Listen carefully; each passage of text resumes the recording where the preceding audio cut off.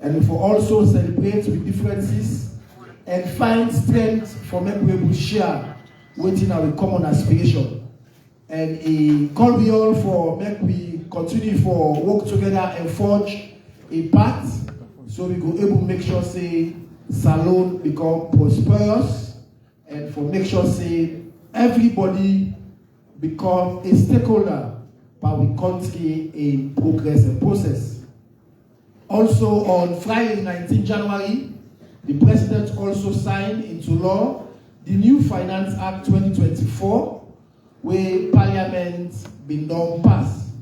And this Finance Act get boku what they call fiscal provisions there for enhanced revenue mobilization. On Thursday, the 18th again, Parliament also passed into law the National Monitoring and Evaluation Agency Act 2024. This act, when passed, it make provision for me to establish the National Monitoring and Evaluation Agency, which will be semi-autonomous body for ensure say greater accountability and transparency there for how they disburse and use una money them, where they refer to, where Francisco referred to as public funds, and also for provide efficiency and effectiveness on how we deliver programs and projects there where will benefit ordinary people there. Also on the 19th, the Minister of Information and Civic Education, when Chain or EBA, they also meet with the resident coordinator for the UN Salone, when Madam Seraphine Wakana, and in that meeting they discuss boku issues then where relate to public information, civic education, data protection, and other policy there. On Tuesday the 16th, UNFPA, the country representative Salone, Nadia Rashid, and the First Lady will also get engagement where they will discuss body rights campaign and address boku issues them we can for do with online shaming where they direct to women and girl picking them. Also, na Putloko on the 17th of January, the Ministry of Tourism and Cultural Affairs, they continue the year-long campaign for Explore and Discover Tourism. And then they embark on assessments of some island and touristic sites there within Kafobulon, Chiefdom, na Putloko district. Also, make I end with one announcement. The Sierra Leone Integrated and Resilient Urban Mobility Project. SLEO, what I don't say, obviously the boss them, I don't see the boss them where we don't get. We're in a World Bank project, where World Bank they work with the government of Sierra Leone. Then say from Monday the 29th January, then go and get for officially launch. Then brand new high quality bus the way we don't carry in Salone for support the public transport operations. Now, after President's launch, they also they do 3-day test drive. Una listen, 3 days they do test drive. Which means say they will get free bus trip. Free bus trip from the 30th of January to the 1st of February, where it starts each day from 6 a.m. to 10 p.m. So that means they do free bus trip, then new bus there will come after President launch. Any side where you want for use for go with them will be free. Now it's also important for me to know say that the bus they call a Wakafine. Then they use 2 corridors then. They get the east corridor where they start from bus station at Wallace Johnson Street to Calbaton. And then they get the west corridor where now from the same bus station to Lumley. And when they get for start the full operations, you can begin to take payments on the 2nd of February 2024. Then we all follow say back for make the work fine one. They don't set up what they call the Metro Transport Limited Company.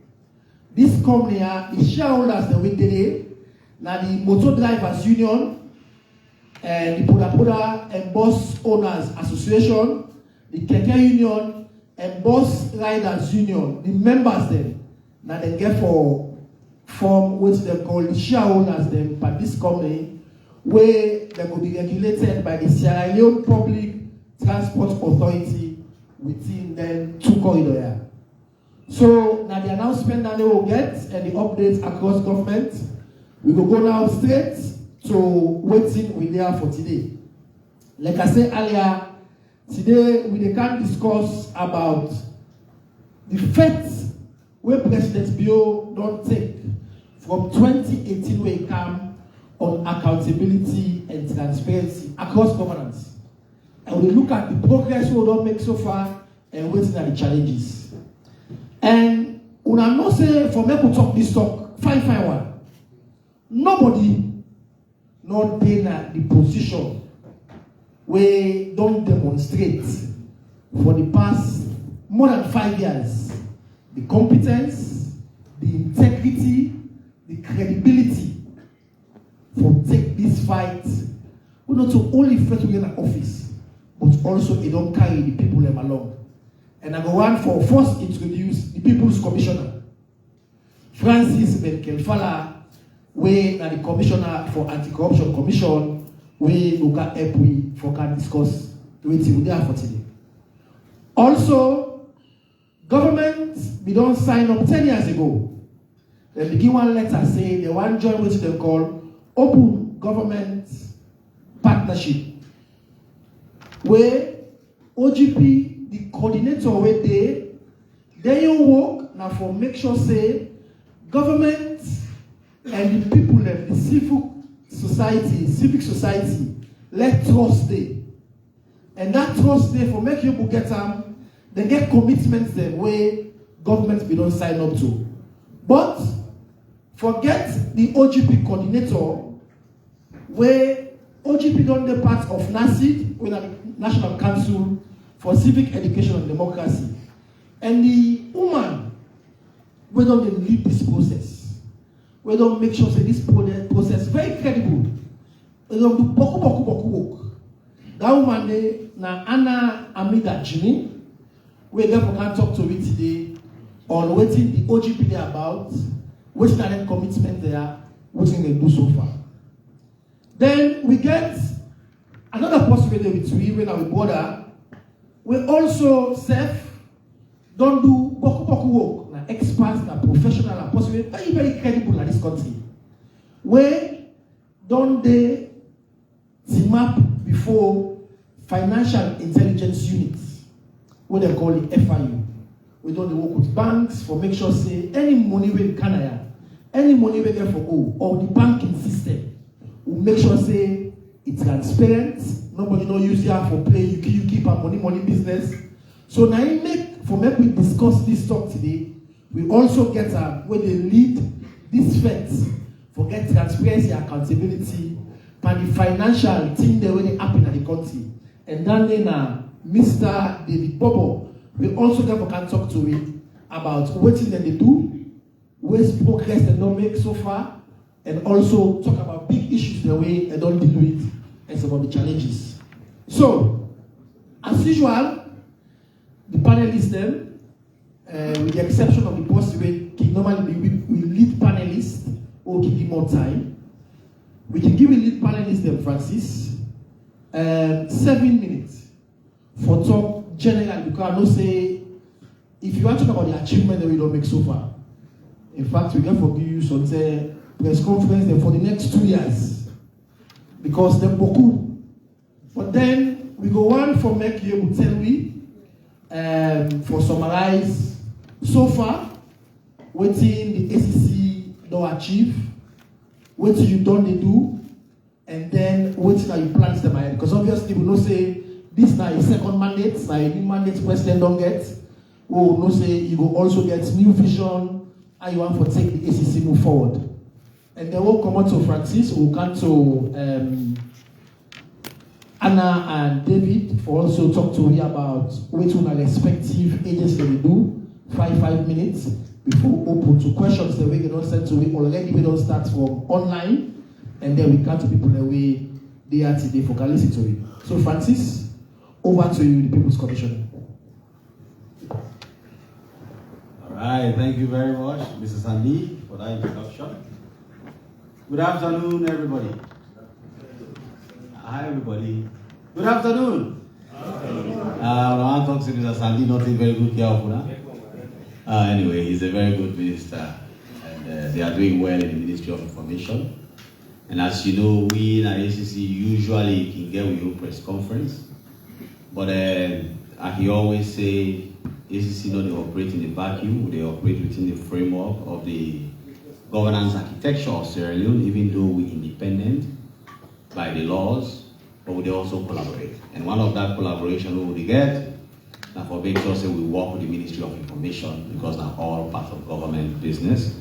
And we're very happy today for being part of this press conference, for presenting to our issues, for listening to our concerns, and for generally, for maybe all hanging together as a country, for no side effect against corruption they had. So, as Mr. Sandy don't say, generally, if you remember in 2018, when they appointed me as Anti-Corruption Commissioner, one of the promises what I've been saying, now that will not fight corruption in hiding. Because along the way, I will come across a powerful anti-graft boss once in South Africa, Gulenani Nguka. Some of you don't remember his name. But Nguka was a leader of the Anti-Corruption Commission, or the version of it in South Africa. But Nguka will fight corruption by basically getting people in hiding, and not only when the evidence don't really overwhelming at the time now they come out. What thing happened to Nguka is, because the public not be aware of the work what they do, the politicians, the very corrupt people there, they raise the sentiments of the public against the work what they do before the findings come out. So much so that at the end of the day, Nguka lost his job because the political opponents they overpower, the corrupt people they overpower. So maybe they already learned this lesson from Gulenani Nguka in South Africa, and as a result of that, we don't fight corruption in hiding. So like we don't come out today. Any question we get to ask, but probably before we even ask, me we don't tell you what thing will happen, because we don't fight corruption in hiding in Sierra Leone. And President Bio don't give you that platform. He don't give you that mandate. He don't give you that enabling environment for me to be able to do so. And another way we commend what they do for bring the message there to the people. Even though we get our own press conference tomorrow where we'll go in more detail on some of the issues there, we're there today for clarify. But more generally, the fight against corruption in Sierra Leone built on 4 pillars. The 4 pillars of the fight against corruption: investigation, prosecution, public education, and prevention. All of them don't go together since I take over as commissioner, with none being subordinated to the other. So we aggressively educate the public, and also we investigate and prosecute, but at the same time we take steps for prevent, for backstop, so that the country not go back to USA every day. And in doing that, when we investigate a case, the outcome get them 3 pillars there in mind. There are times where we can decide, say, okay, this issue here, now such that now preventive measures they will take. We will do something for prevent corruption, either from continuing, or from starting, or from being taken forward. But also times and they will they say, okay, this one let we investigate criminally. And when we investigate criminally, the outcome get 3 directions. One, we can decide by law for caution the person, for buy down for make it behave himself, and not continue for do that criminal act again. So that the next time when you do we can take action against them. The other process, now for charge them to court. We charge them to court, for make it be accountable for what he do before an impartial body when at the judiciary. The third we can do, we call them the out of court settlement, where the law empower we for sit down with the person and say, look, Mr. or Madam, you have done wrong. And this wrong way you do is so serious that we get two options. One, we can charge you to court now. Or if we not charge you to court, because the judiciary overwhelmed, because we get so many cases already proceeding before the judiciary, and sometimes they take long, or because even we say we own capacity is so stretched that we can't have 200 cases going on in court, we're not going to charge you, but bring every money you have stolen back to us. And then, in addition, the law give you the option for tell you, say, one, you cannot hold public office again for a minimum of 3 years, or when they come back with that money, they for come with interest. So that is another lawful means for them to do with job again and act. So these are the measures, and throughout these 5 years, we only apply all the measures there. We backstop them with massive public education and prevention drive. They go to the offices there, when they check their systems, processes. We recommend policy considerations they wait for reform. And after we recommend policy considerations they wait for reform, we monitor for make sure so that and then put them in place so that that office will not become corrupt, what we call corruption risk assessment. So they do all these things there massively over the past 5 to 6 years. And therefore, as we do them, other people are there where they rate work. International bodies, local bodies, they are there. They all work that consider no more and check how salon they behave. And we can take a few of them because they will not take all of them. But the one they will do, the PFM consortium, when a salon people there, a consortium of public management and finance. Then we set up, the British, they give them money, they say, when I go check how corruption affects they go to salon. When they check, indeed, they confirm say bribery remains a challenge. But the country, they do a lot of great things in the fight against corruption, where don't make public confidence in the fight against corruption don't improve, and even generally corruption prevalence don't reduce. That's not at the local level. At the international level, we know the Afrobarometer began measure corruption prevalence in Sierra Leone in 2015. And the conclusion was that corruption prevalence in Sierra Leone was as high as 70%. Extremely high. But then same people that come back in 2019 for can check after where President Bio was elected president, me become commissioner, working with the team in the Anti-Corruption Commission, and also collaborating with every other person, the government and the people of Sierra Leone, then confirms the corruption prevalence in Sierra Leone don't reduce from 70% to 40%. That is a massive drop. It's a massive drop. So we don't say corruption we don't end, but for say corruption don't reduce, an independent body talks say corruption prevalence don't reduce by 70%, it means we put in conscientious effort and there was a result. Of course, we also know about the MCC. In 2017, Salome they failed. 49% now we get. 49% in school, now fail. Fail, E. Since President Bio became president in 2018 and empowered the Commission to fight corruption, Salon don't pass the MCC scorecard consistently for 6 years in a row, year in, year out, every year above 70%. If you begin to go to school, you get 49%. Then you go get this teacher for study and a host. And this teacher had a study and that beginning will be they get 49%, now they get 70%. After you get 71%, later you get 79%, later you get 81%, later you get 83%. Another time, so on average, each year it perform above 70 years. Not to excellent performance that one day. So the country has been rated internationally to be performing excellently in the fight against corruption for 6 years in a row. Based on data, not a person feeling. Based on data.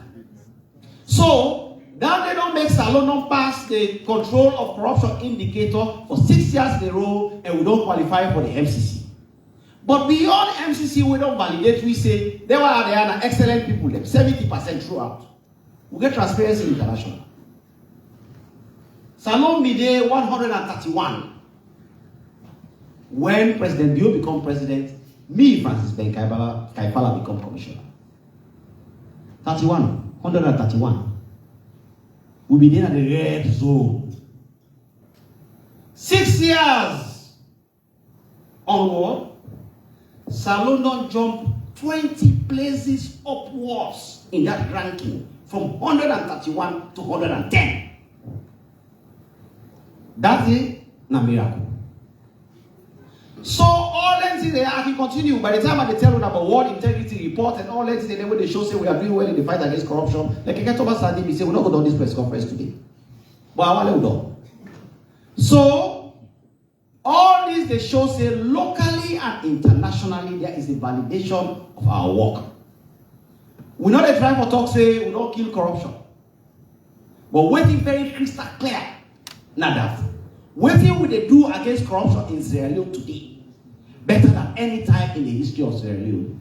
And the results are there, the data are there, and the confirmation are there. Thank you very much, Mr. Sadi, for the short time with me. Thank you very much. Thank you very much.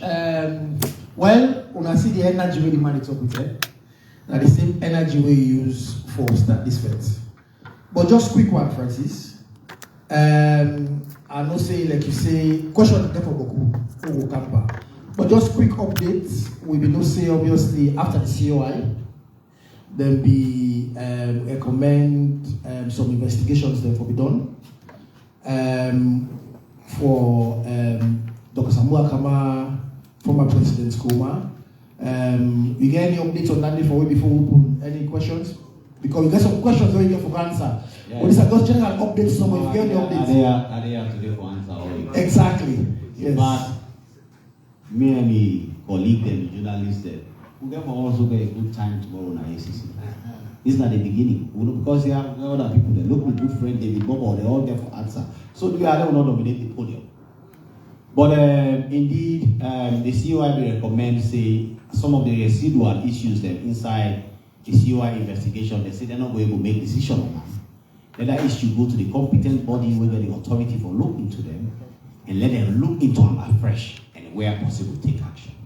So they will refer many issues to it, not just the issue of Dr. Samuel Martin with Kamara and Dr. Anes Baikroma, but they were the high profile one that way everybody interested in. But if you get any question on the other ones, I can always answer them. So then to the day, remember, say sometime in December, we'll be invited, there are two, on separate dates. They all come on the commission, we ask the questions and based on the COI findings and then give answers. In fact, Dr. Anes Baikroma going to ACC twice in December alone. And the same thing for Dr. Samora Martin in Kamara. So they all don't make statements, we review the statements, and now we try for check in line with the COI findings. Within the next steps we will take and we'll update the public once we take that decision. Thank you. Thank you very much, Francis. So now we can go to OGP. Now, people are going for know what's in our OGP. Like give a small background on OGP, and also I know say the work with. You work with Poko agencies, of course, for accountability and transparency issues. For also, may tell me the commitments them we work on now and how far are they. Thank you very much, Mr. Minister. Good afternoon, everybody. As Sidoya, I represent the Chairman, National Council for Civic Education and Democracy. Nina Hana Amidajili, the Open Government Partnership Coordinator. When we talk about open government partnership, this is something where countries that they ascribe to. So some years ago, Sierra Leone began to meet the criteria. Waiting at the criteria, we talk about fiscal transparency. Kind of the money business na the country, how governments they make us transparent and open to citizens then. We talk about income and assets disclosure.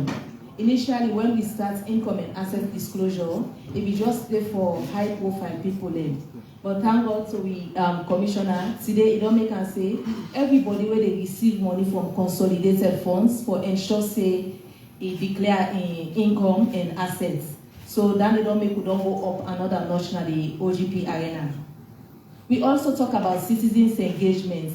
This na the way we see this government they do very, very strong. for everything, they make sure say citizens they involved, whether na for take the decision, whether na the project in the starting, implementation, and also for them to follow up with questions then.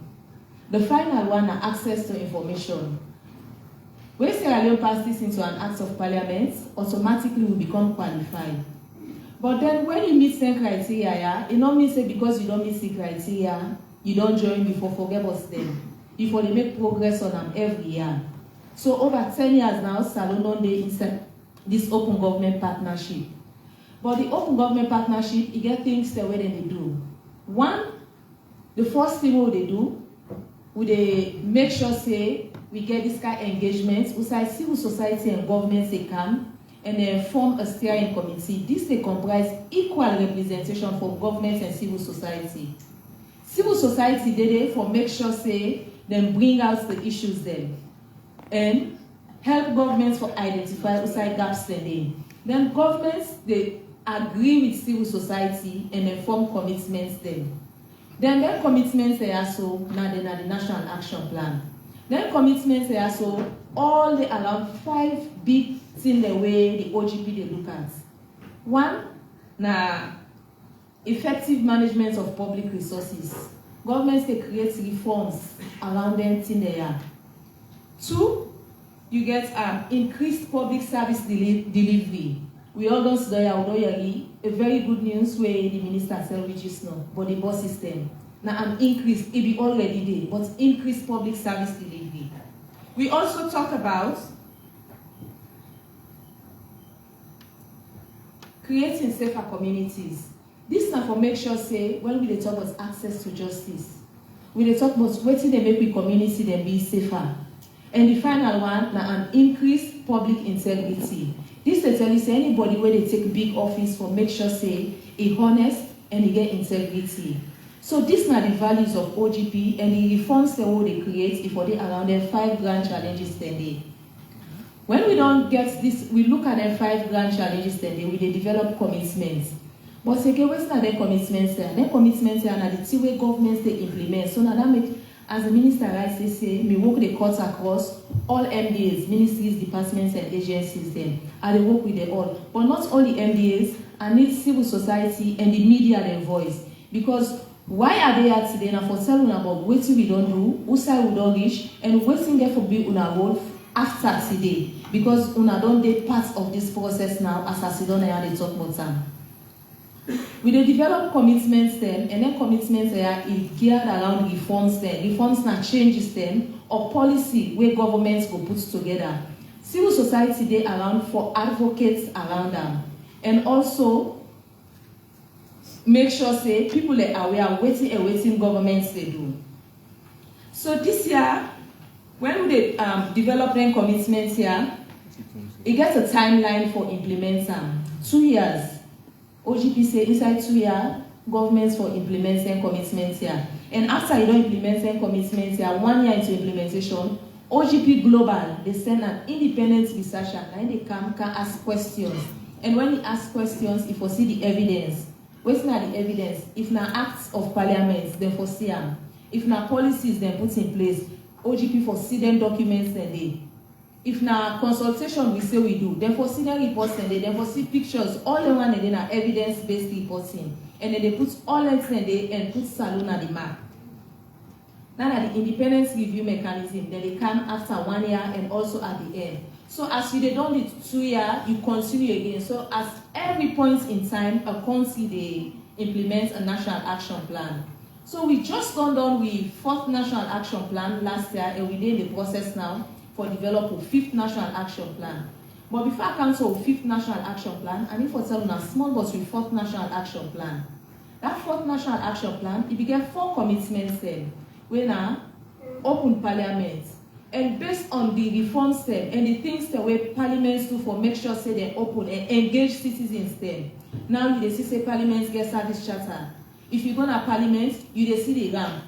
The ramp now for people that will get physical disability for move around there. You see say now parliament debates, it always there on air. You see them and you get access to them. And now I shall say anyone where they go to parliament, you see say when you reach now the entrance, then they ask you say, wetin na you name, wetin you can do, who that you cancel, then forget that data. You come out to open parliament, based on all wetin open parliaments do. Now this West Africa, Sierra Leone delegates we parliament as open. They rate and third inside the ranking. We talk about access to justice. We look at reforms around access to justice. We look at putting away inside the justice system, government don't put in place. Inside these past 2 years, we don't achieve them. We also talk about the extractive industry transparency initiative, which talk about beneficial ownership. We get boku shell companies there. Other they BNS shell companies there. All NT and acting away government they put in place for support the fight against corruption. And the final one now be open elections. So we get the independence review researcher we come. It can question people around who say we don't reach before we start this NAC 5. Last year December we get to consultations. But before we get to consultations, we know say the government gets in 5 priority areas there. And OGP know they walk away from governments. Now governments, OGP they support. So if you want to succeed in OGP, you know they go do your commitments and stand alone. Now governments they implement. So you walk around waiting at government in 5 priority areas then. So we, as the steering committee, we sit down first and align them 5 priority, the activities where they with them. We align them with the OGP in grand challenges then. And when we don't align them, we come to citizens and say, now we can consult. This is not the government in 5 priority, and this is not the activities the way government say they do. Waiting are the one the way una feel say OGP for add voice to. Then, apart from waiting governments don't say that they do, the top 5 priority, waiting are the one the way the outside government in priority, where una feel say governments need for pay more attention to. So waiting are the commitments here where we come up with this time. We say, we look at the youth employment scheme. Now one of the commitments the way we get, we look at revamping the public sector architecture, where they talk about for establish a government delivery unit and the presidency with a coherent connection to smaller delivery units and the ministries. We also look at open parliaments again. We say more day for let parliaments do. We look at extractive industries, transparency initiatives, and we also look at anti-corruption. We don't talk with anti-corruption because now we get in expert meetings. This is not technical meetings, so don't get a grand one here so. But now we get for look at waiting at the specific actions that whether ministries, departments, agencies, they are there for do within these 2 years. So now we get small meetings the way they align some of their activities they are so waiting that they do. We get access to information and access to justice. But for more on this, I will encourage you, since I don't get much time, but I will encourage you for follow up on the NACSED website, www.nacsed.gov.sl. So una will be involved in the process, una help for advocate, una help for monitor the process. I thank you.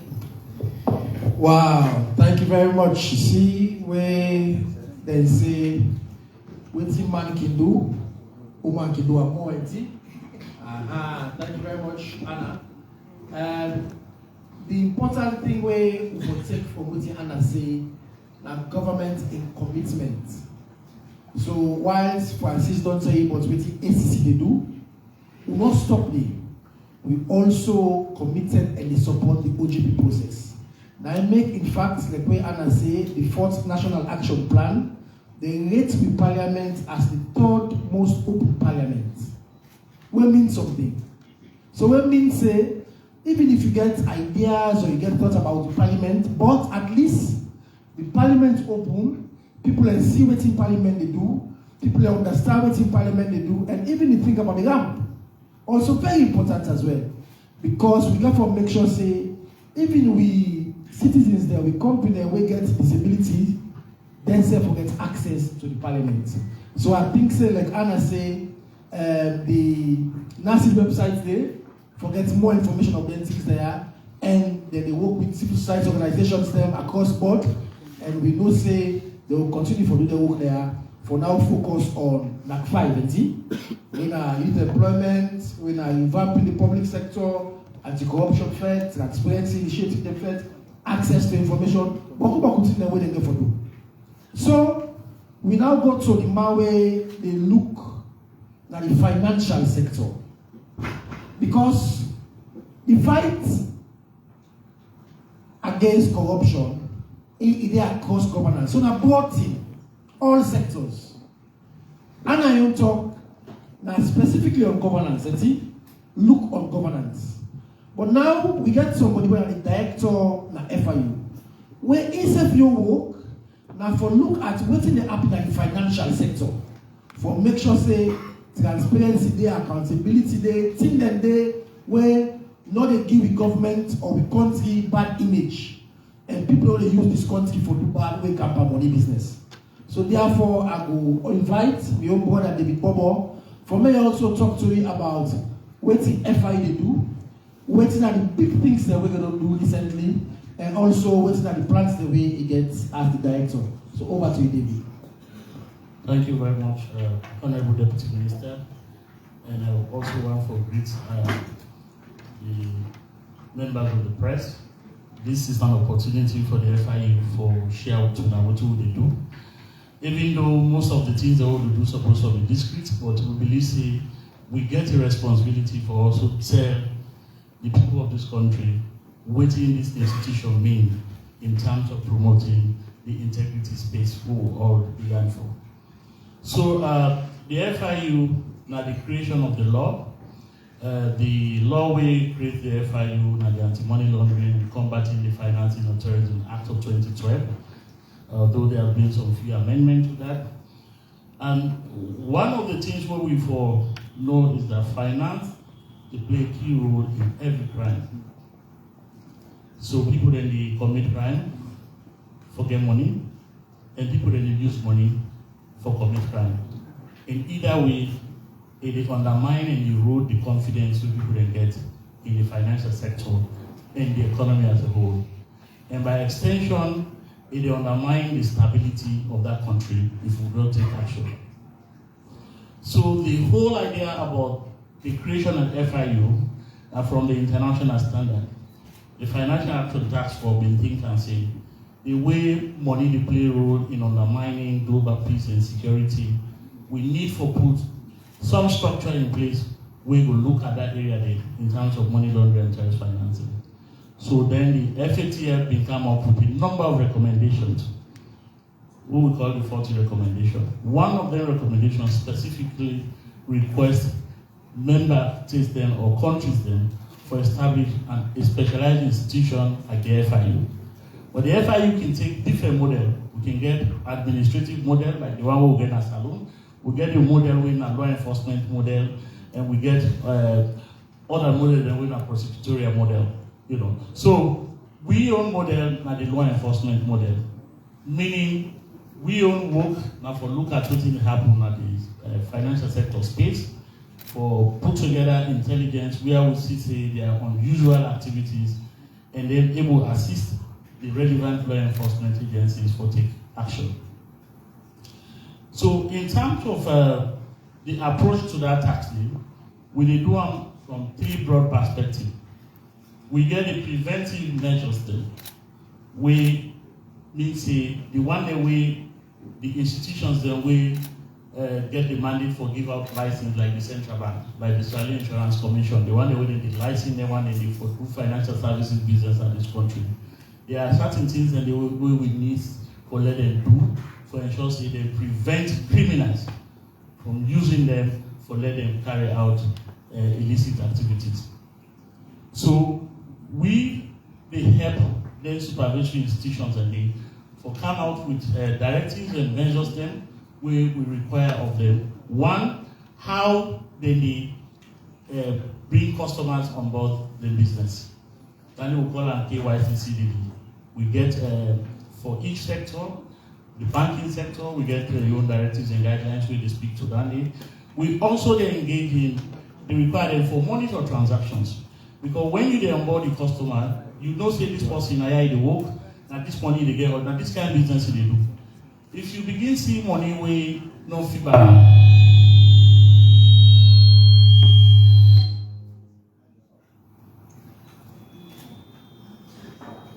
So, as I say again, one of the pillars of compliance what they talk about now knowing your customer and know what that customer will bring to your business over time.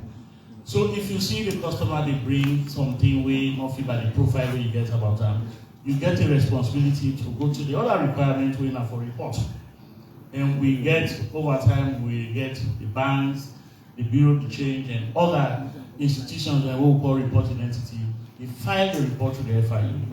Now we get other sources who will look for able to see whether in fact that possibly they up to any illicit activity or illegal activity. Then we will determine, based on the kind of thing we'll see from that report, for directly report either if na corruption, for example, then we can say, okay, this is something we na ACC in your overview this thing for, we send out to ACC. If na general crimes, we send out to the police. If na transnational organized crime, we get an outfit called the TOKU, which is transnational organized crime unit, we led by the police as well. So that's one way we approach the fight. The other way we actually approach the fight now also for advice on policies to the committee we charge the responsibilities for oversee the AMS-CFT regime in the country. And that committee is headed by no less a person than the Minister of Finance. And also other members of that committee are the Attorney General, Minister of Justice, we get the Minister of Internal Affairs, and the Governor of the Central Bank. So we can formulate and advise on policies that will help we carry on this fight, including if need be for them, we amend the laws then. And remember, we subscribe also to the global blueprint where they get how to fight this fight. So the FATF standard also requires you the kind of law where you forget by your country, because the law requires you to criminalize all the predicate offenses to money laundering. So if we see say weaknesses in the law and we then detect say them weaknesses in certain provision of the law will hinder the way we fight money laundering, we can advise for let the committee consider the amendment of that law so that we will strengthen the AMS-CFT legal framework. And currently, as we speak, we don't currently be in the process for repeal and replace the current legislation we have the AMS-CFT Act 2012 to a new legislation where now we don't add proliferation financing. Because in recent times, the global standard require for also criminalize the one that will provide financing for the development of weapons of mass destruction. So in terms of progress, as I said, we provide a lot of support to law enforcement for carry out the fight in terms of enforcement. Over the years, we get reports from the reporting entities, the banks, as I've been saying. This year alone, we will get about 65 reports of suspicious transactions. We can now analyze. We get a team of analysts, the way they look at, they analyze, and put together what we call an intelligence report, who can disseminate to law enforcement for take action. We also, even if we not send to the law enforcement, then also get the right for request of it if they investigate any crime. ACC, for example, they investigate crime. And if they want the FIU for assist them with some intelligence around that, they can request of the FIU, say, what you want to know about this person? Then we can also profile that person within the financial sector for help the ACC for carry on that investigation. And we do quite a lot as well for the police. So for this year, for the last year, over 29 requests with the law enforcement agencies they make on the unit. We also get powers. Whilst investigation they go on for disrupt the criminals. Because criminals, they carry on the trade because they want benefit from that illegal activities. So if we know, say, they investigate this person and the money in at the financial institution or at the banking sector, we get powers for let we make sure, say, let's tell the bank, say, when I hold on this money, when I not allow this person for withdrawal, we're not going to stop you not for put the money, what the money do. We always be at liberty for putting any money in your account. But we also get powers to restrict that account temporarily pending investigation. So over the years, we don't disrupt a lot of activities of criminals through that. We also provide critical support to like the Commission of Inquiry. Before the commencement of the Commission of Inquiry, the FIU being critical for profile all the persons of interest. And that profile will be assist the Commission of Inquiry for do the work. We also take a lead for coordinate with other stakeholders within the MSCFT regime for understanding the landscape in terms of the risks for money laundering and waiting at some of the mitigating measures they will for put in place. So we don't do 2 national risk assessments. We do one in 2017, and recently we don't conclude the 2nd national risk assessment. Within that risk assessment, they help policymakers and they want their way in duty bearers within the MSCFT regime. And for no side the weaknesses they need in the system and waiting the need for plug them weaknesses they need so that we will get a robust MSCFT regime. We also they do that we call a strategic product where they guide policies for other agencies than the supervisory agencies. The typology and for sure how people they engage in certain crimes. We do one way we call the typology on precious metals and stones. That report they read them, they will know whether they engage, how the money they pass. So that report they useful not only to like the enemy, it's useful to also the banks, where eventually the gatekeepers when it comes to finances, and it's also useful to the one the way the within at the control side of the border in terms of smuggling. So these are some of the work they do. We also, I know say a lot of people then go on for say, well, what's going to do about some of the things they hold there lately. We pay attention to adverse media.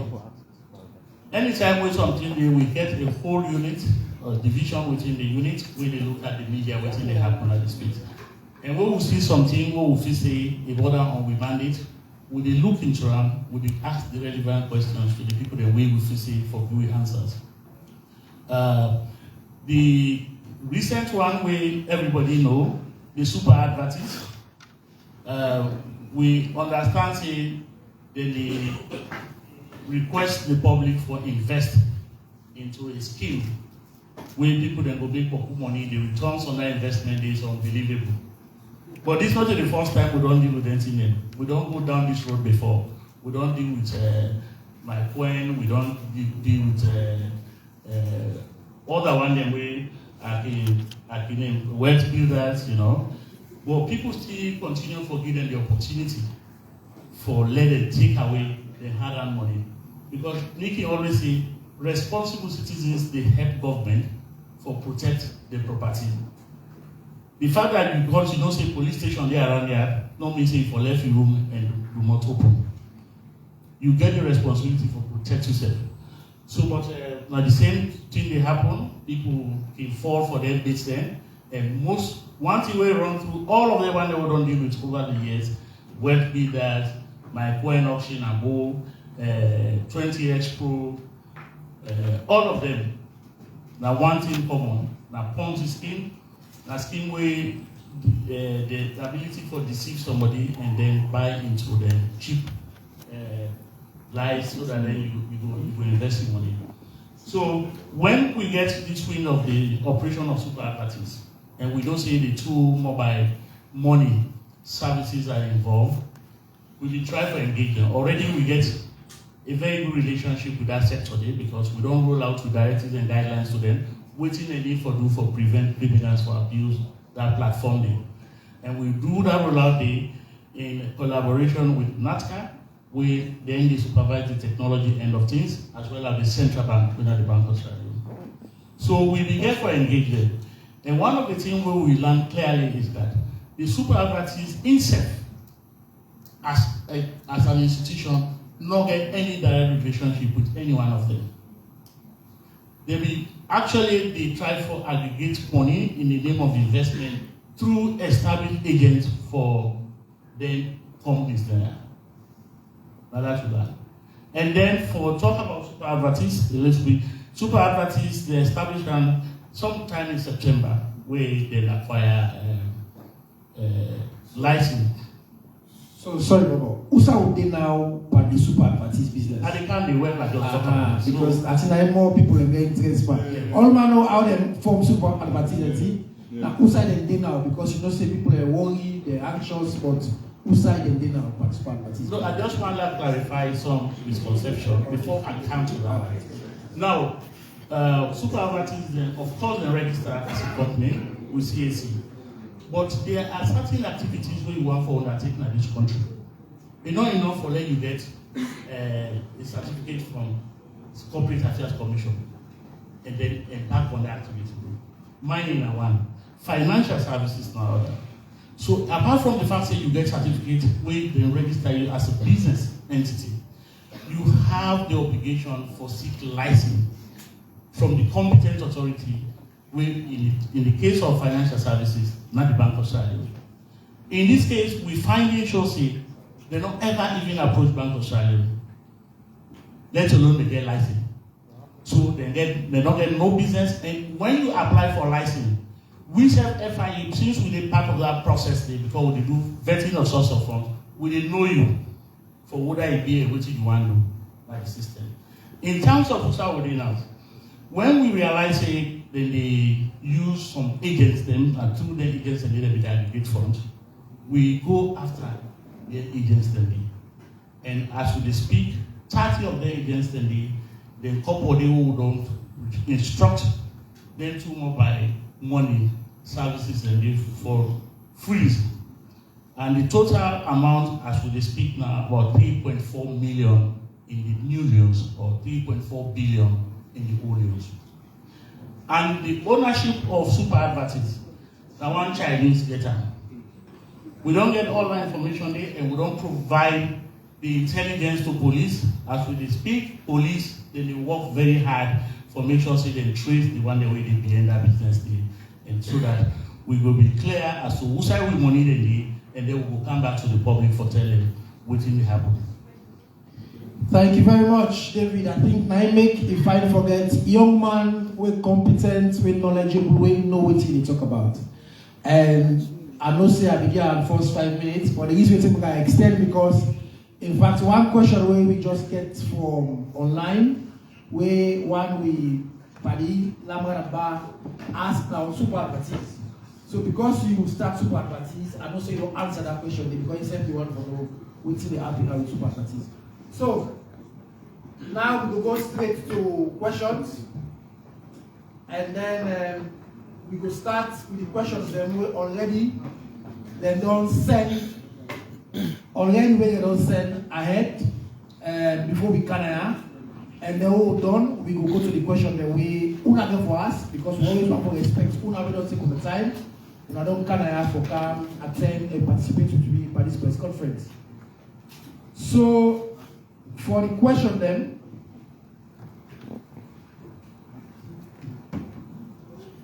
we will read the question then. And this one is starting first now from an unknown. We send this online. It says, can you categorically confirm that the former president is not in exile with all charges dropped? Are you confident that he will face a easy trial in Sierra Leone? I will answer that question there. The second one is from Dennis Gamanga from London. He said for FBK, Wayne Francis. Can you tell the nation at what stage ACC have investigated the corruption charges against the former president as recommended by the COI 2 or 3 years ago? I don't say you go out probably for add small thing because you don't start already for answer that day. The third question is from Bendu. Bendu say, why does ACC always prioritize recovery when government officials are involved in corruption? The fourth question is Abdul Karim from Waterloo. He said the 50 new buses that will start operation in February, what prompted the decision to run them in Lumley and Kalbatong? Waterloo should be considered. That is F. I will answer that question there as well. Then the fifth person is from Dr. Sylvia Olainka Blyden. We ask Boku question there. But as we always know, we go read them all and for make sure say whoever I ask will respond to them as well because like we always don't say we want to make sure say every citizen, regardless of who you be, make this platform create that forum where you go to ask questions and go to answer for you. So we start with Dr. Sidagaya in question. He said, how long does HE Madabio and ACC need to enlighten us on these textbook cases of international money laundering and abuse of office by former President Kouama? One, is Francis Ben-Kelfala a patriot? If so, how can he lead an ACC that is refusing to protect Sierra Leone by leaving serious money laundering issues unresolved? Second, if President Madabio government is composed of persons with required levels of patriotism and love for Sierra Leone, why are they exposing us to these dangers? Third, will ACC continue to be part of those holding sword of Damocles over Kouama and by extension exposing us all to instabilities, losses, killings, and much pains? I think is still connected to the former president. Also, since unilateral decision taken by HEBO to not make Kouama account for criminal act, should information minister not now tell us content of the ITA to secret deal? I will answer that question because the minister not there. Also, is BO government not reneging on duties by keeping evidence secret, thus creating major national security threats for us, since a concerned Kouama doesn't know this fate? Also, why is COI and government white paper reticent, apart from their site of Lebanese tycoon Hessam Rad, Icon, who got paid to build Kouama homes from laundry accounts at UBA? Also, I want Francis Ben-Kelfala to update us on the investigation into criminal money laundering that former President Kouama did while he abused office.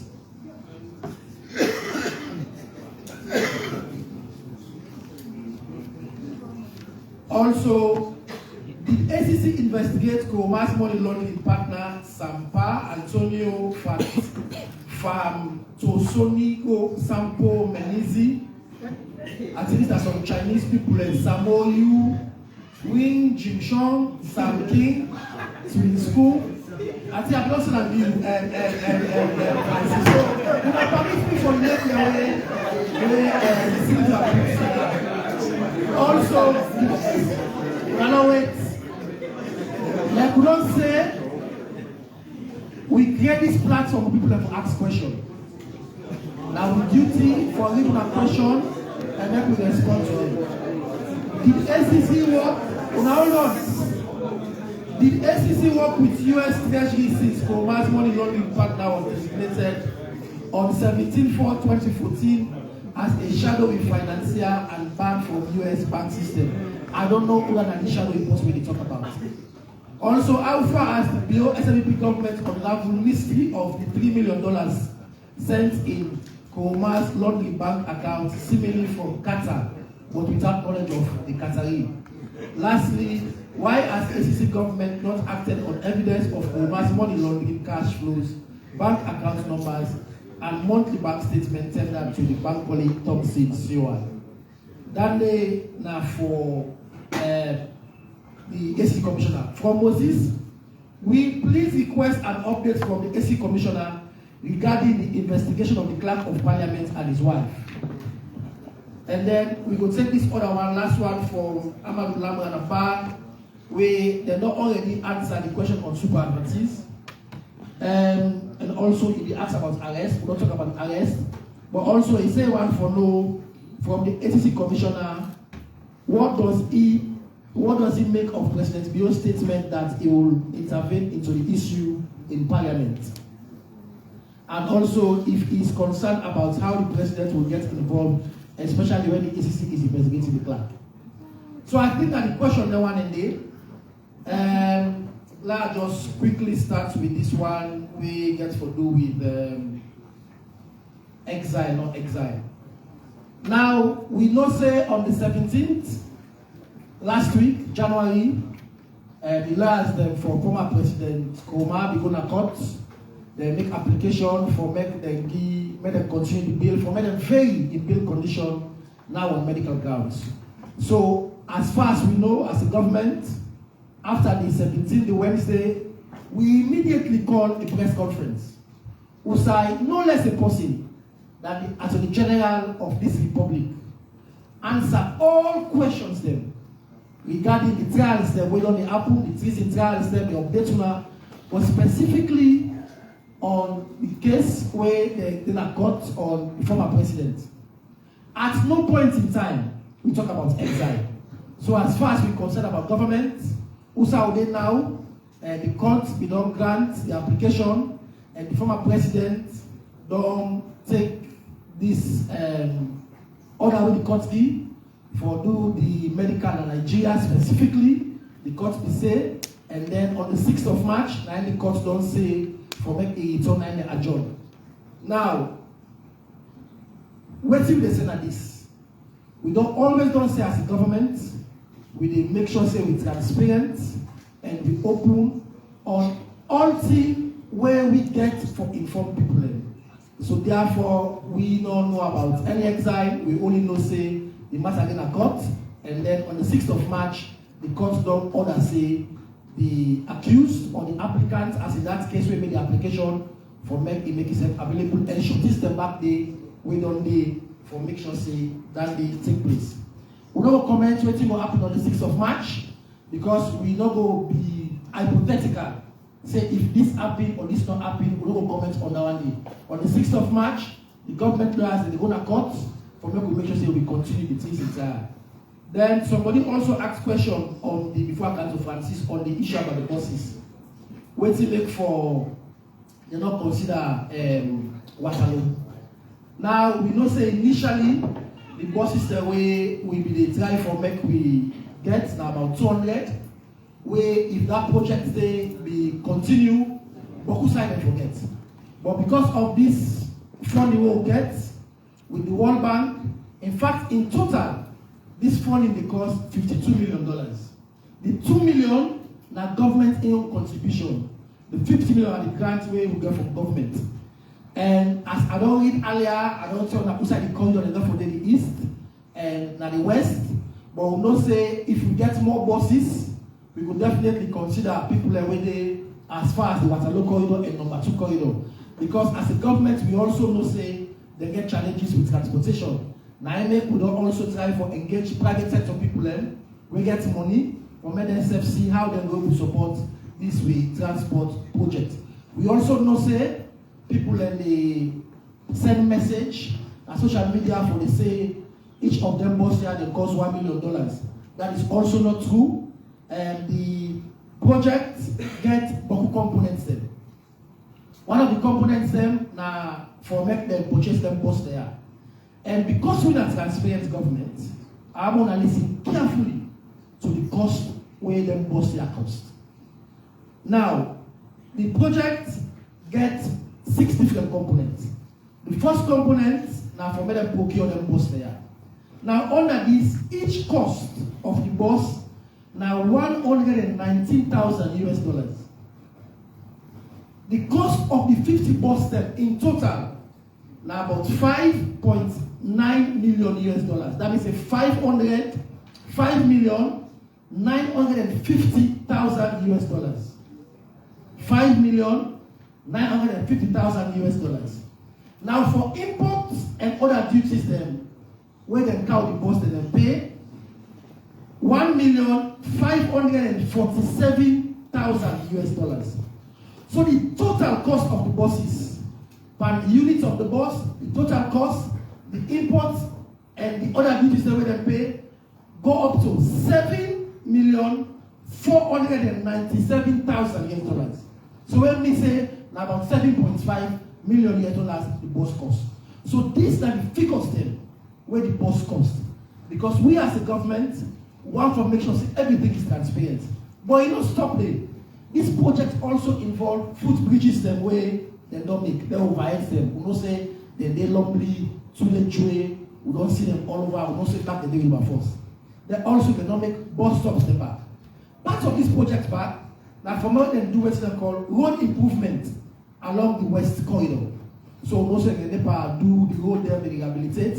We also back don't see the street light the way they don't make, the traffic signalization, then traffic light the back we don't do, all the back of this project. Then also, this project Then they construct market and transit point for the transport of the buses, where they already are Lumley. So if you go down Lumley, you go see say this multi-purpose park, where they can build, where they for host market and also the transit point for the buses. And this now just the thing that way the inside by this project. So just for the one the way they were write message or pass on social media say this bus costs 1 million each. That is not true. I don't want to break down of the bus and cost.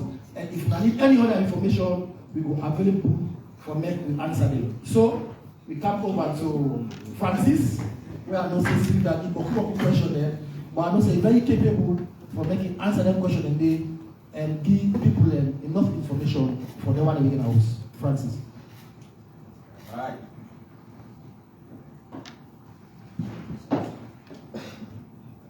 Hello. All right.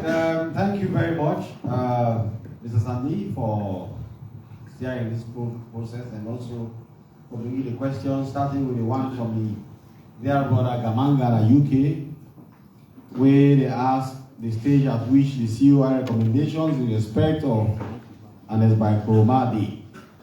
Now, one common misconception with the public get about COI is that they feel say the actual COI implementation and the Attorney General's office get it. So the actual case, the COI, when the white paper came out and the Attorney General act on them, and the Attorney General, the auspices, the COID. The only one that will come to me is the one that will the court specifically refer, or the COI itself specifically refer to ACC. And some of them, now the one that we, Dr. Anes Baibomade, and Sabura Matthews Kamaradi, and many other people in the previous government. But I've already give updates and talk, say yes, indeed, we've done interview them. And that interview now they under specific investigative scrutiny or decide which are the next steps. And then next steps that they can include prosecution, it can include recovery, it can include other factors. It can even include we ACC looking into the matter and saying that there is no case there. But at this stage, you don't reach that conclusion yet on any of them heading the day, and then but when we reach out, we will specifically update the public. So somebody say, why does the ACC always partake in recovery when it comes to government officers? Firstly, that's not true. There are many cases in court. The ACC currently get 36 cases in court.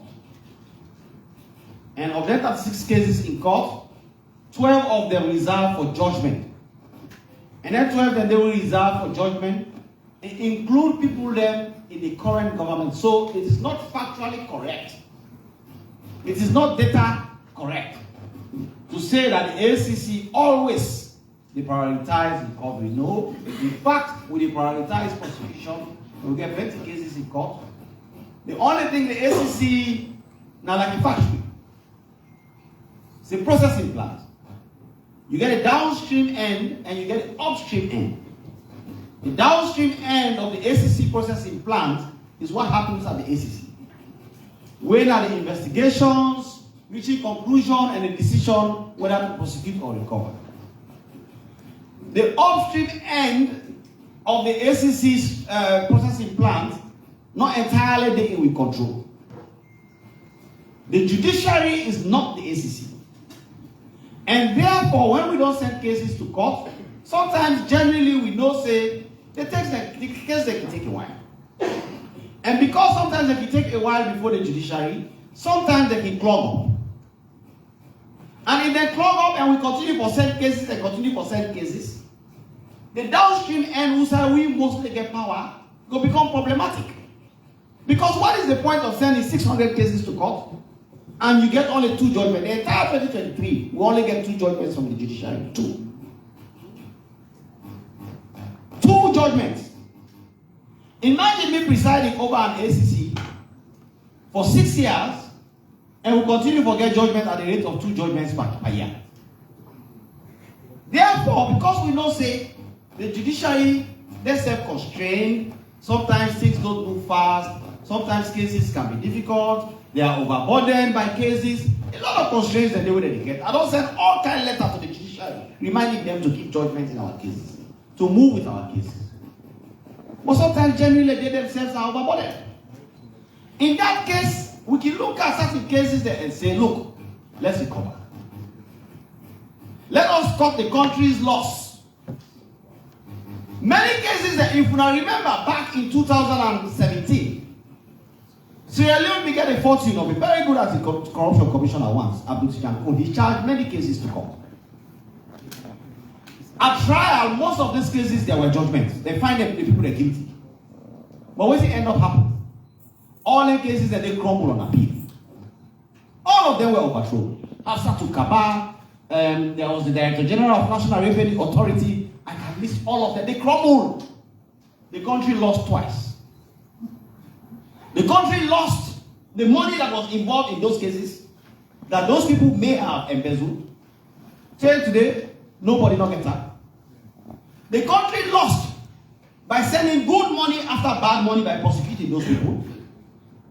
And the country lost everything. None of them were found guilty, particularly on appeal. Therefore, the judiciary don't reform over the years. They don't reform. When Justice Babatunde Edwards was Chief Justice, he was a fantastic person when it comes to anti-corruption cases. He set up the anti-corruption, the special division of the anti-corruption court. He appointed special judges to deal with our cases. He was very, whenever I call up for our cases, he was very willing to take action on them. And then we started getting judgments. We started getting 17 judgments, 18 judgments, 19 judgments. And we ratings went high because in 90% of their cases, then they will be the win. But nobody wins it all. It will be the loss some, which is fair. Because not to persecute to the prosecute, not prosecute to the prosecute.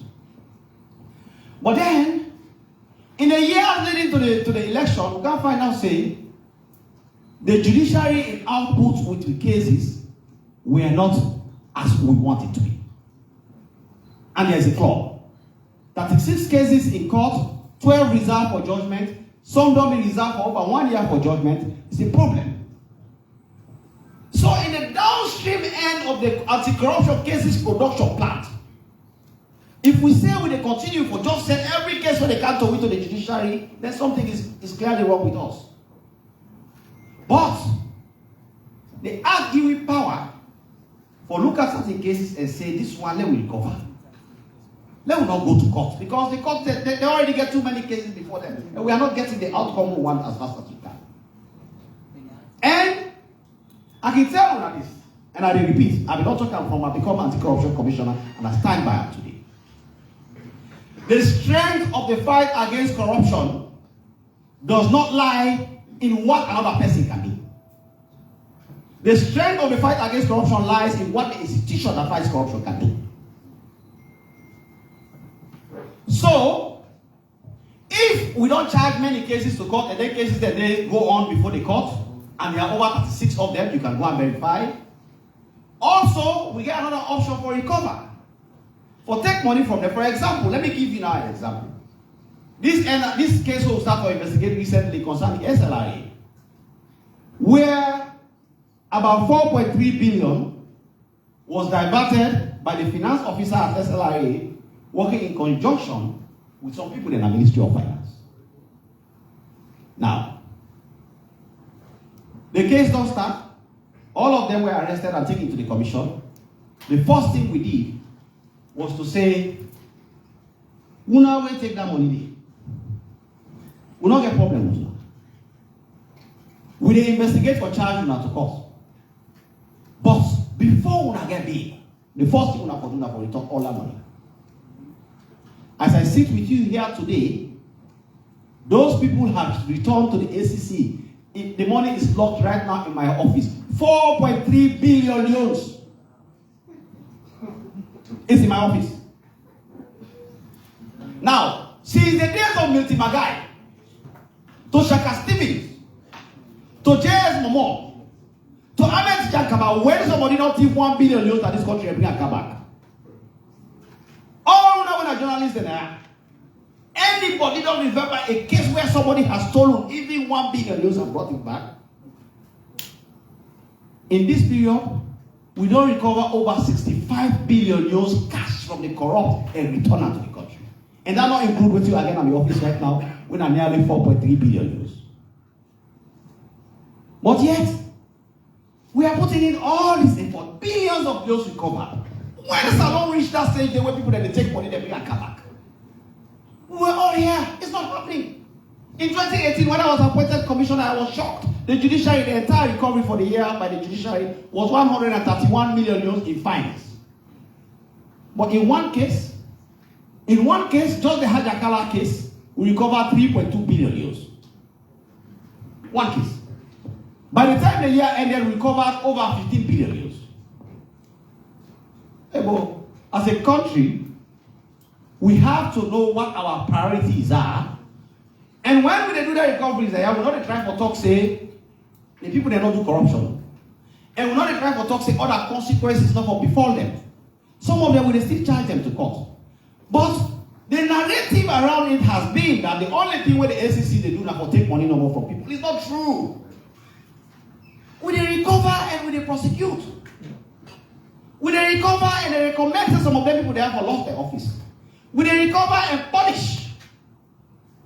So as we discuss the issues of recovery, let we also get that in mind for say, it is not just recovery that the SEC does, we also prosecute and we take other action. But you never give me small time, because I don't even read to the 21 questions of Sylvia Biden. Thank you. All right, let me now come to Sylvia Biden in 21 questions. Dr. Sylvia Biden don't list out a lot of things which she claims to be factual about money laundering allegations against former President Dr. Ernest Bai Koroma. Now, I don't know who says Sylvia Biden get the facts from, but some of them were contained in the COI findings. And we served on the investigate money laundering case which involved former President Dr. Ernest Bai Koroma. But money laundering is a very complex issue. My brother, David Bobo, is here. In fact, the investigation into Ernest Koroma in money laundering allegation, now we are FIU the door. Yeah. Okay? And many of the issues there, we don't uncover them. But that's in there, they don't see where they rush back. It's not like Sylvia Biden sitting down using a keyboard to type things. This is a professional work. Instead of talk say the issues that involve the state of Qatar, some of them involve Malaysia. It don't refer to Chinese swindlers and pa. It don't call all kinds of people. These are not things you can just put together and wake up in the morning and charge somebody to court. You have to check everything and be sure. So we don't indeed investigate. And we get a lot of facts and evidence available to we. David Bobo is here, he knows. But the only thing we have to talk now is that when we reach the decision where we are to indict and take the case to court, we inform the public. But at this stage, the investigation is ongoing. All based on the clerk of parliament, yes. Mr. Sadi. Patient. Me and the press today, we have a date. And they want to hear about the clerk of parliament, not so? Now, the allegations surrounding Mr. Parantarali and the WEF come to our attention on the 5th of January 2024.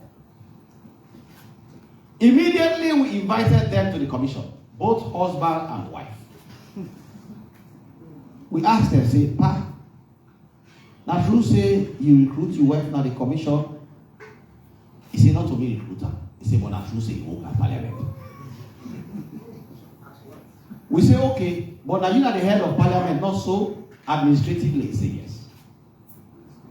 So we tell her, say, look, the preliminary evidence we will get now shows say there is a clear situation. We not say there is, we say there is evidence of. Now let me say something they will show say, if we look into this one here, small conflict of interest go there. Because you're not clerk of parliament, you get enormous authority in parliament. No law no talk say you cannot recruit your wife. No law no talk say you cannot recruit your brother. But what did the law of Sierra Leone say? If you are in a position where you are capable of exerting influence on that process, you dey express am in writing. You dey write and talk to the County Anti-Corruption Commissioner at the right and say, I, Francis Benkaifala, Madam XYZ is my wife. And because she is my wife and she has applied for a job at ACC, I am disclosing that she is my wife and I am removing myself from the process. And as long as I have removed myself from the process, if the people who are to determine whether she is qualified and capable of working in Parliament so decide, I have no businesses there. Like Pontius Pilate, you wash your hands clean in public. But if you do not do that, then it is possible that there is conflict of interest. And I remember I was in the US. I personally had a telephone conversation with Mr. Parantarawali, who told me clearly that he understands that he did not know these things. He was not aware of these rules that I am explaining, but he can confirm that his wife did work in Parliament, but he personally did not recruit her. Okay, so that is the first track. And so I said, okay, now that you have confirmed that your wife worked in Parliament, number one, bring the money. Every money that she has been paid from Parliament. Let us first have it in our offices where we are now having the conversation whether or not you knew or you did not know. And that is the only way she's going home. So as a bail condition, Mr. Parantarawali and his wife scrambled and they came with 131 million euros. At that time, we had calculated that she worked for about 10 months. And that is what he told. And that is what he told our investigators. But when we now investigated from the Accountant General's office, we found out that she has worked for 19 months. So we have calculated 19 months to be 151 million euros and asked them to pay. That payment is not absolving anybody of liability and responsibility. Like I have said, my own duty, the first thing as Anti-Corruption Commissioner, is to protect the resources of this country. I get the money, I put it down, and we continue now the conversation as to what is going to happen to you. So if you say you did not know, you were not aware, you did not recruit, in fact she was recruited by a gentleman called Cham, we have taken a statement from Mr. Cham yesterday. We have spoken to other finance people. We've spoken to the Accountant General's office. So we have not reached a conclusion. Nobody has said anything about the outcome of that case from the ACC perspective. What has happened is the public has been playing it, presenting it that the ACC has said Parantarawali has done nothing. In fact, some people, I read an article yesterday from Andrew Kiley. I have a lot of respect for Andrew Kiley. But that article is very intellectually dishonest. Because he's trying to say, because Parantarawali recruited his wife, corruption is now everywhere in Sierra Leone, there's impunity everywhere. Nothing can be more untrue than that. In fact, if you are saying that about a person who is already under investigation, what does accountability mean? The man is already being investigated by the commissioner, and you are saying that there is impunity everywhere. How can Andrew Kiley write that? It was not a very honest position by an intellectual. And as a country, we have to understand that we have to approach issues like this from a point of view of honesty. When we started, I gave you the data. That Sierra Leone is at its best position ever in the history of Sierra Leone when it comes to accountability. How did we get there? We did not get there because we have said corruption is over in Sierra Leone and it's finished, it's done and settled. We got there because of what we are doing about it. And this government is very serious about it. They have empowered the commission and we are continuing to do our work. So let me make it clear here that Mr. Parantarawali and his wife are under investigation. That they have paid back the money that we have calculated they were owed. We have now found out that it was 19 million euros. Yesterday, I told Parantarawali and my wife to bring the balance to about 21 million euros. Once we have the 21 million euros, we are now going to consider what happened in in that circumstance. The other issue I have to clarify. The other issue I need to clarify. Sorry, sir. Now this Harvard business rule. The other thing I have to clarify. We operate with law. And a lot of people that don't write all kinds of things in the public. Journalists, intellectuals, presenting something we're not correct. They say ACC will start case against people that will pull them out of office, but when it comes to power of office, because the powerful man, the SLPP man will not pull out of office. Now, again, the one that will write that one, many people they don't know the law, so I can now for present the law to them and for clarify certain things around that. The ACC not get power for remove somebody in the office who they investigate. Section 134 of the Anti-Corruption Act read as follows. A public officer who is charged with corruption or economic crime shall be suspended and half pay with effect from the date of the charge. Which means we for don't charge the person to court. We for don't sign indictment, a crime going to court. For say you don't commit crime, let the court go answer. Then at that 10 days now the ACC they say you for come out of office. But before we do that, like in this parent case where we just investigate now, we don't get power, sir. It don't mean that the people that were administratively responsible for the institution where the investigation will go on, no go do that by themselves.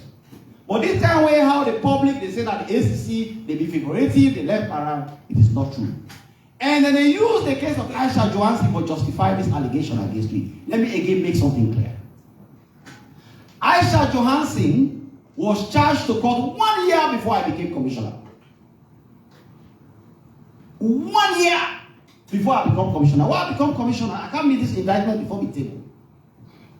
And I look and say, but there is a provision which says if somebody don't be charged to court, you're not supposed to be in the office. And Aisha Johansen has been charged 1 year ago by Adi Macaulay.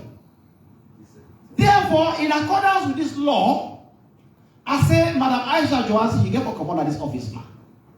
When the case not done at court, you can go back.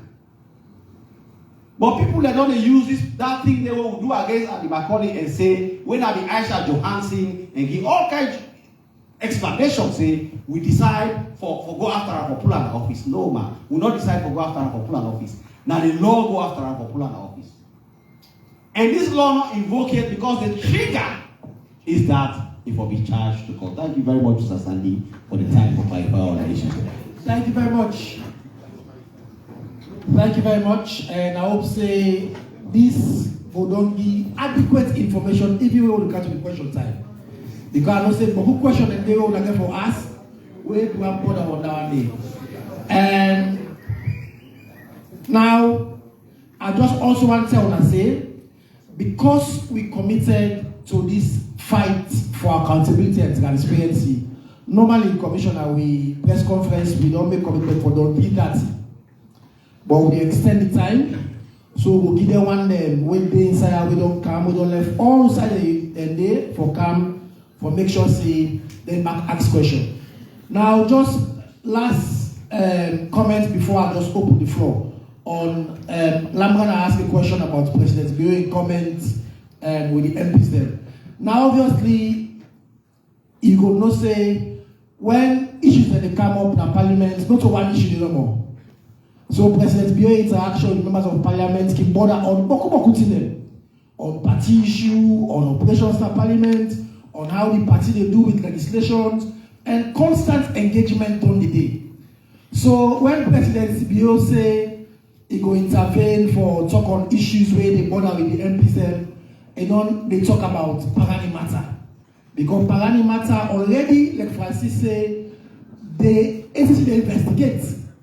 And ACC now the body where the law don't give power for investigate matters of that nature.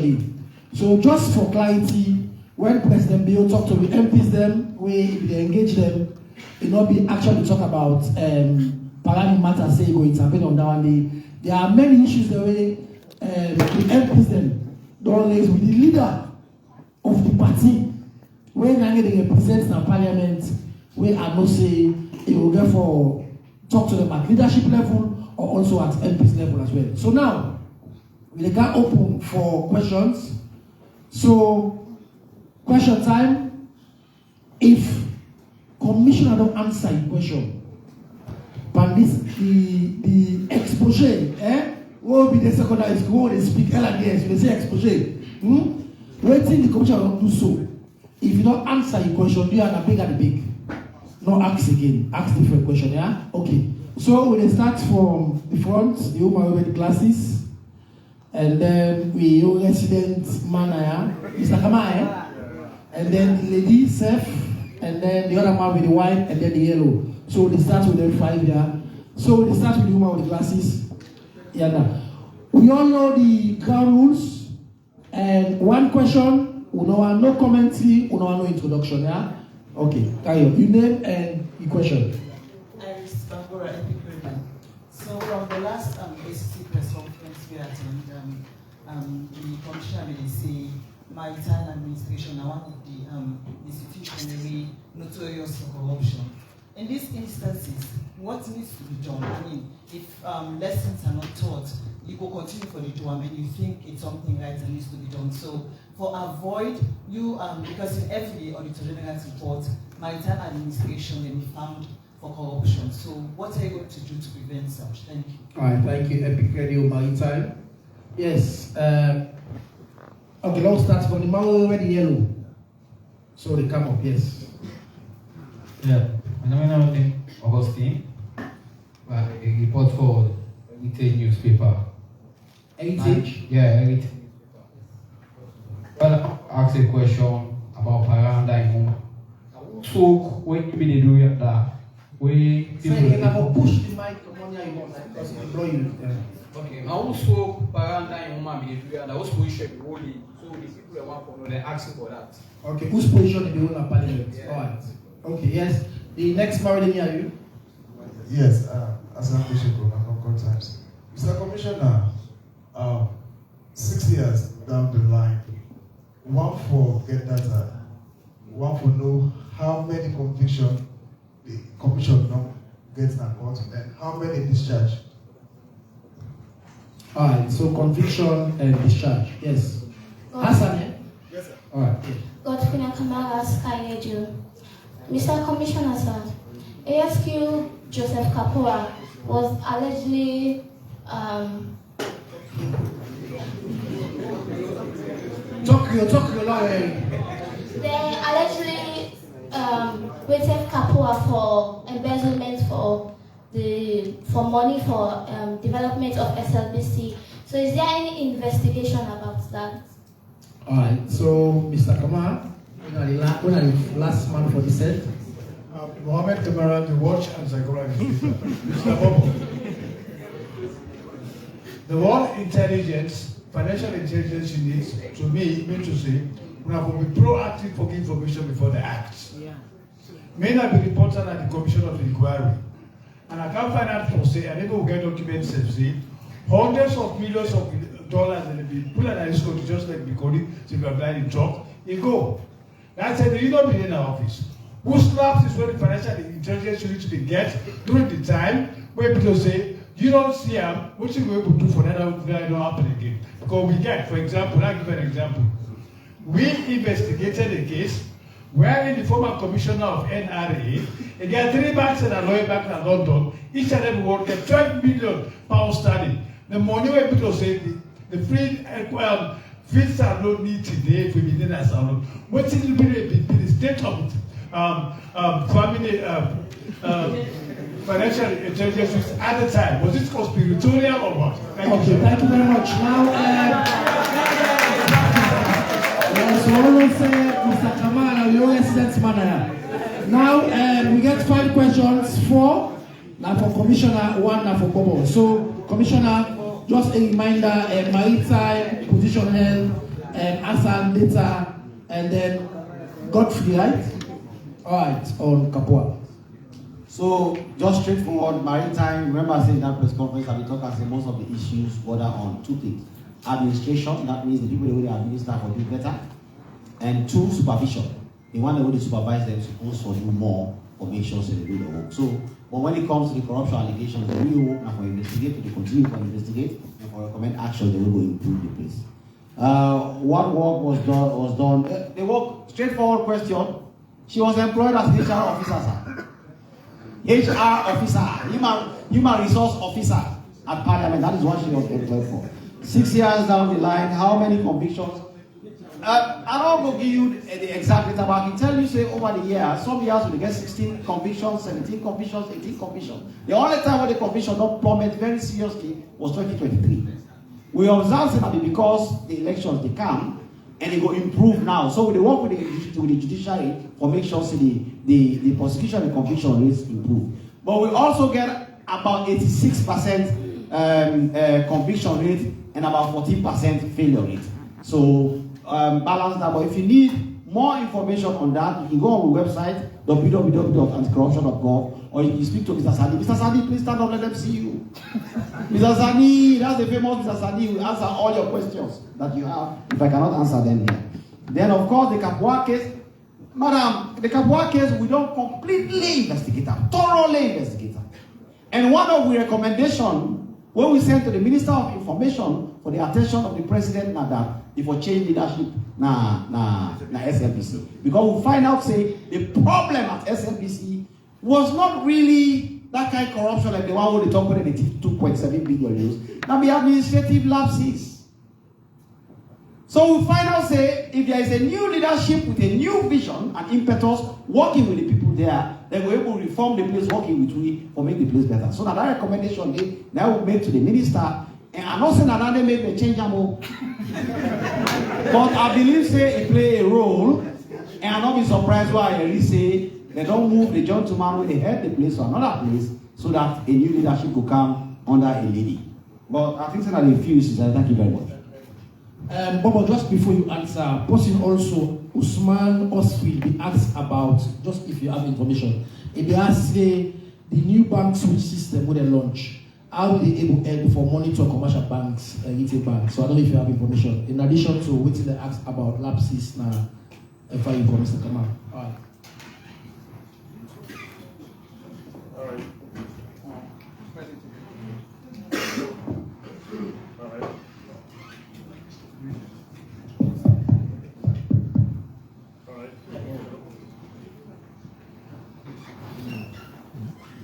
Thank you very much, Mr. Mohamed Kamara, the resident journalist. I agree with you that the unit, if we really do work proper one, we therefore be proactive so that we would help foresee something and even before something go wrong. The thing is, I talk about when I take over the leadership of the FIE. I know I'm for subject the institution to any assessment before me coming.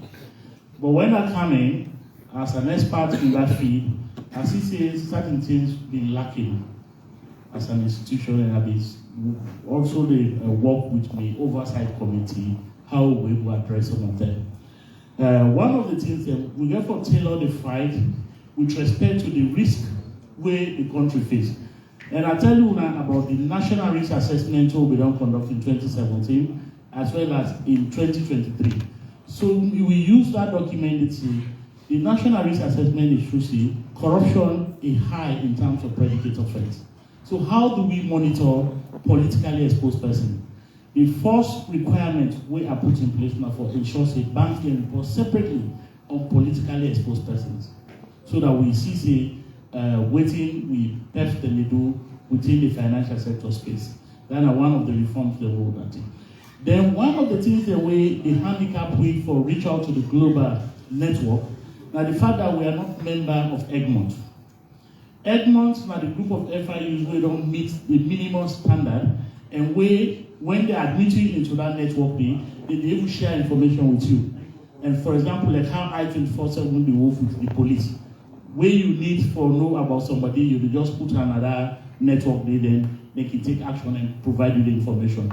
And one of the shortcomings that they will be get about even the COI, because we don't know who has some of the money they need. We know, we suspect some people that don't take the money outside of this country. but sometimes it's difficult for them to trace who side that money. But when you become member of that group, then they will assist you so that you get a bigger you get bigger look into the space, not only your own financial sector, but other financial sectors around the country. So, but we did make progress on that. We application to Egmont they at an advanced stage. We get 2 mentors where they assist with Ghana and Nigeria, and that they are sponsoring us for let we get our membership deal. The only thing now we left, they don't assess we in terms of operational effectiveness. They don't assess we in terms of the legal framework.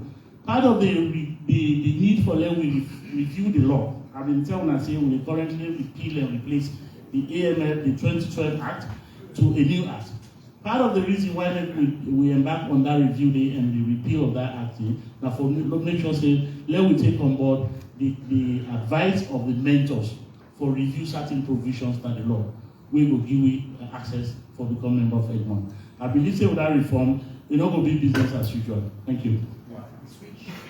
Okay, so the switch development, indeed, we currently they also discuss with the Bank of Sierra Leone and with the support of the World Bank for let us get a space for able the look what they happen at the switch.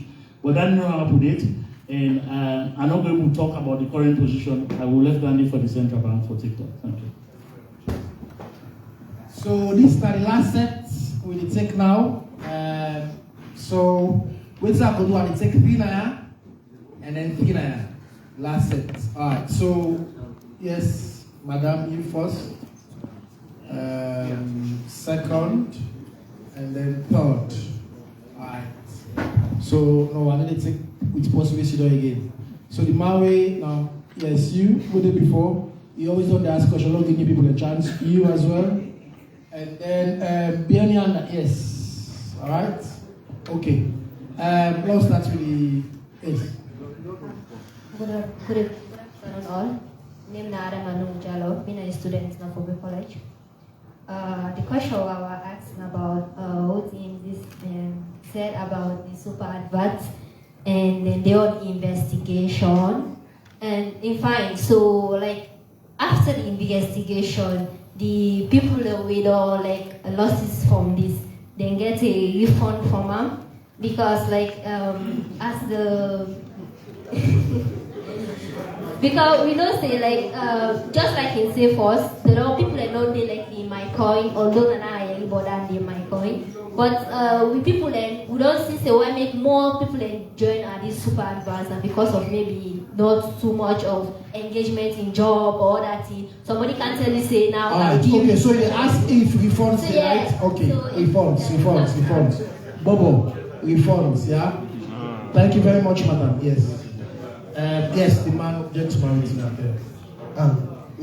Bokari Kamara, I the right for the newspaper. This now for the ACC. I want to know the cases that we can go to court. Waiting government can lost, waiting case then they can then court, and how long the duration they can take waiting at the lost to government. Then, Mr. Minister. No.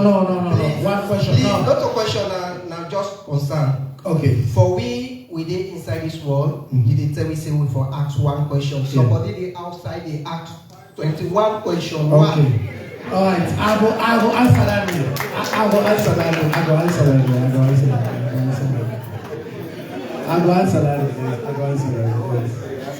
Yes. Business President Kamara, I write for New Citizen newspaper. The question for Madam Jenny. So basically, when they talk about the fourth national action plan, I see the issue of open election. I don't know if it's split off, but you're not delving into that. So I'd want to give waiting on our assessment on the 2023 election. Don't Mr. Bobo? No. One. Yes. In time.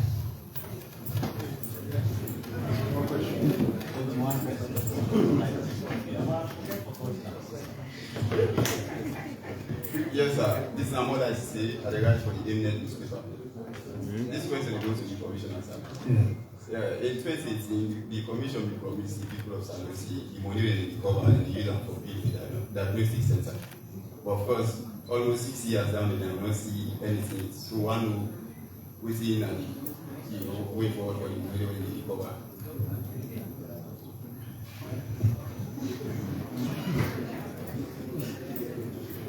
I'm sorry, Fuller. So this one they go to Mr. Bobo. I know say when I deal with these guys and super advertises. But now we get the landlords and they now win a QNet. So then they border the country other way around. So I don't know how I defend these guys. Or it's a small or QNet. Some man will say these guys are illegal, some man say they're illegal, ABC. So tell us more about QNet, please. Yes, I think there is fear man. Yes. So good afternoon to everyone. My name is Abdraman Ba. I'm from the French media, Europe Afrique magazine, based in Brussels. Nearly we're trying to settle here. Honorable Minister, sorry my English is not clear, I'm managing to talk the English. Honorable Minister, sir, what are the process and the procedure for outstanding Sierra Leone media professionals in Francophone countries to come and contribute in the information and the civic education? Thank you, sir. All right, thank you very much. So thank you very much for all the one that we asked question. Now, before Commissioner Kalisa, on the issue about the questioning, we all know say when we can put the flyers them out, we get codes they already put. We dey give people a preference where they ask questions from outside for more than one. We've always done that. Dr. Blyden, not to a specific case. Okay? Now the advantage I know we give, I know we put the QR code. So if you ask question online or before we can say, you can always ask more than one. We can read, in fact, we can read all the questions the way you ask for many respond. But once you desire, the rule will always don't abide by one question because you desire for people get other chance them for ask other question. Now we start with Anna. Somebody asks question on OGP. And then we also get question for super advertise too. And then Francis also we get question for you on the ACC front for Bokari and few other cases as well. So, Anna. Thank you for that question. I will feel semi presentation so good that I know there's no question. I just smile and say everybody understand the presentation well. Anyway, when I say we get commitments, then commitments are at the topic. Then you get action points then where the MDAs they implement. So we begin a commitment on open, free, fair elections. Then these commitments, it gets specific milestones. There are milestones and activities there where the commission for before the elections. So one, we talk about elections management body. We all know say the commission is set up election management body. We get integrity committee, not so. After the integrity committee, they also get the publication of voter registration. This they do before the elections. So all man don't register, then they video online before the election. So these are just few of the activities the way the ECSL we do before the activities where we agree on as OGP. And I should say this is my last thing I will say before the minister take the mic na me hand. I just want to tell you and say, based on what we do, this OGP, then gets the global steering committee, and it open now for civil society then for apply for being member of that OGP global steering committee. So for Salon, we don't get one in civil society.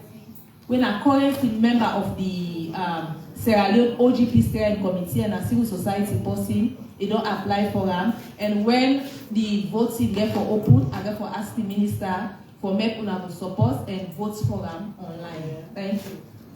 Thank you very much, David. Thank you very much, Madam Jallo. We asked about the super advertise, and the concern is whether we get for restore the damage the one that we invest so far. I will tell you, say, it's too early for tell you something definitive with respect to that, but I will give you the one relating to my point where you mentioned. When they issue my point, just like how super advertises they do the business, they don't take license. So we be get advice for let we able to use the money. Part of that money will be, let's say will be free some money, about 6 billion at that time, For let we fall on that money, they will therefore go through the court process because this is a country of law. So we go to court, and then the court will therefore appoint a liquidator. The liquidator could make an assessment of the claims on the scheme where they run, and then the court will direct the liquidator for then use the money for make payment. As it stands now on that matter, they don't make payment to 430.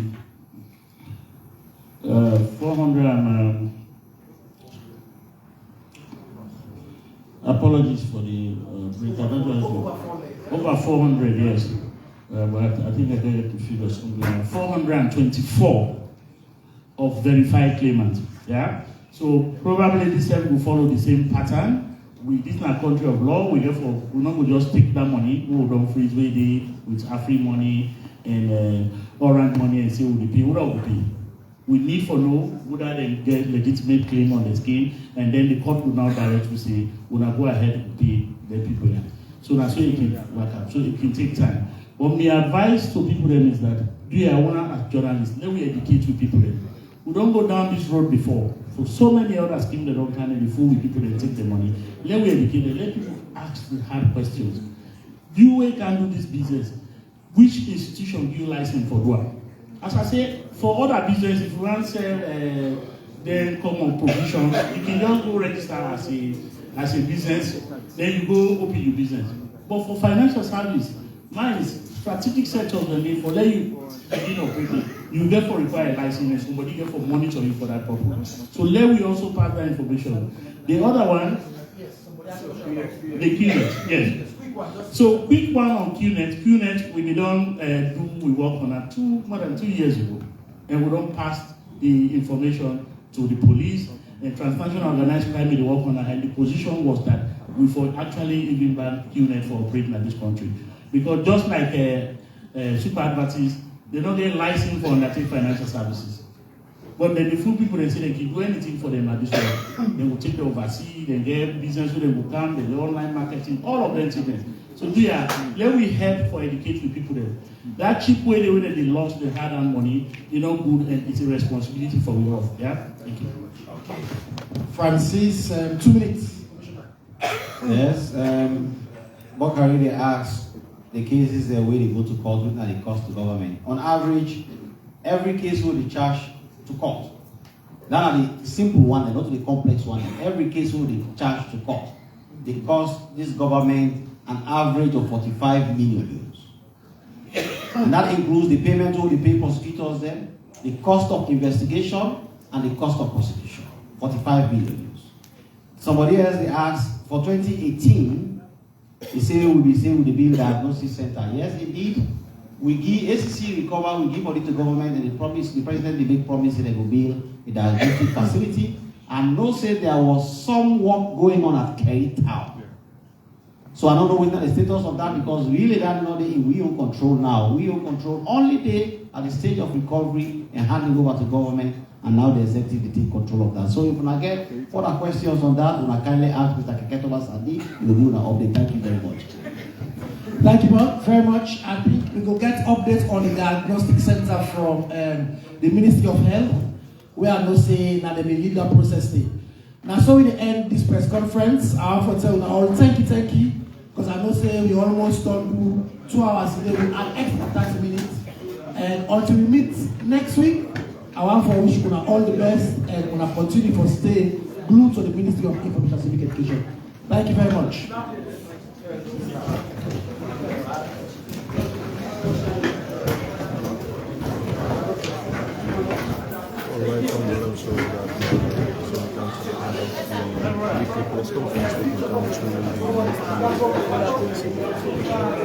So we will come to the end of the weekly government press conference as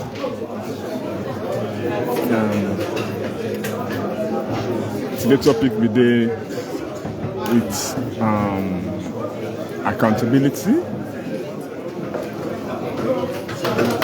All plenty thank you for viewing. We're telling all plenty thank you for believing we. This is Unity Broadcasting, and so we're left now.